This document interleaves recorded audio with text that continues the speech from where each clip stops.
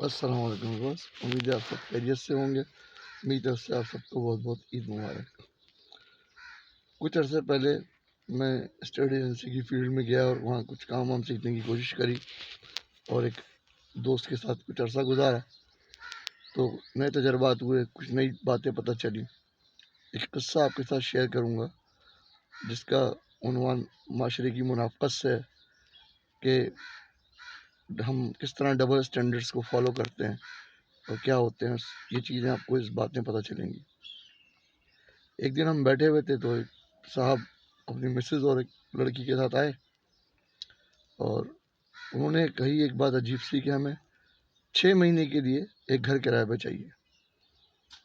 تو میرے پارٹنر نے ان سے بولا کہ سر صرف 6 مہینے کے لیے؟ انہوں نے کہا لڑکی کی شادی کرنی ہے. اب میں کیونکہ اس فیلڈ میں نیا تھا تو مجھے اس کا اتنا آئیڈیا نہیں تھا کہ لڑکی کی شادی سے کرائے کے گھر کا تعلق ہے اور صرف 6 مہینے کے لیے. جب وہ چلے گئے تو میں نے اپنے پارٹنر سے پوچھا کہ بھائی یہ 6 مہینے کی لڑکی کی شادی یہ سمجھ میں نہیں آیا کیا ہے یہ.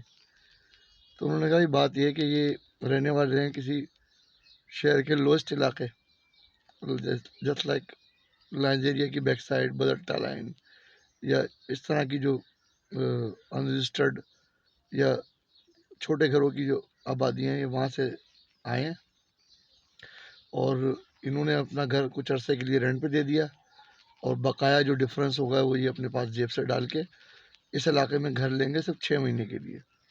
لڑکی کا رشتہ چلے گا, یہ شو کریں گے کہ یہ انہی علاقوں میں رہتے رہیں, گلشن جوہر وغیرہ, اور اس طرح سے یہ بیٹی کی شادی کر دیں گے 6 مہینے کے اندر اور پھر دوبارہ اپنے جہاں سے آئے تھے وہیں چلے جائیں گے.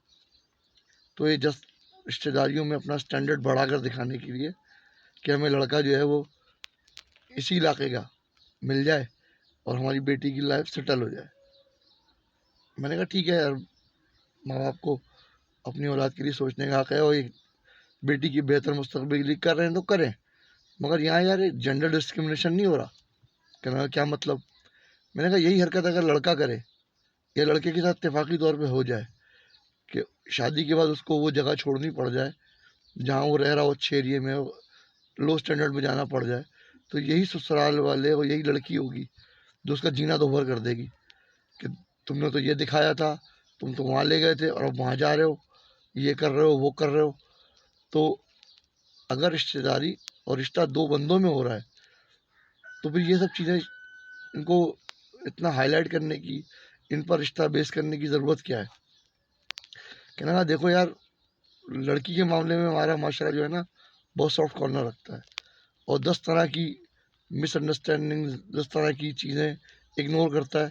ایون تم یہ دیکھو کہ لڑکی کی شادی ہوتی ہے تو چچے, ماما, تائے, پھپھیاں, خالائیں سب کھڑی ہو جاتی ہیں, خوب کنٹریبیوٹ کرتے ہیں, جبکہ لڑکا اکیلا تنہا ہوتا ہے اور اس کا کوئی ساتھ نہیں دے رہا ہوتا, صرف چھوٹے موٹے گفٹ پکڑاتے ہیں اور سائڈ پہ ہو جاتے ہیں.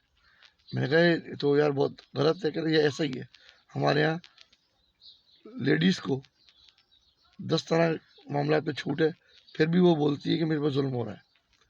اس کے گھر والے بھلے کرائے پہ جگہ لے جا کے ایک اچھے علاقے کے لڑکے کو خود کا سٹینڈرڈ اب دکھا کے بعد میں دوبارہ بیک مار جائیں, وہ ان پہ جائز ہے.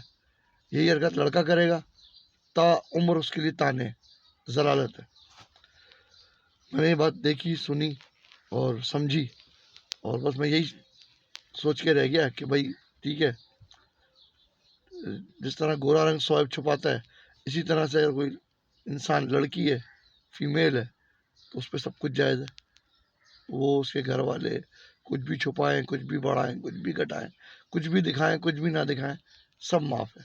لیکن لڑکے پہ کچھ بھی معاف نہیں ہے. امید ہے ویڈیو آپ کو پسند آئے گی تو لائک اور شیئر کریں گے.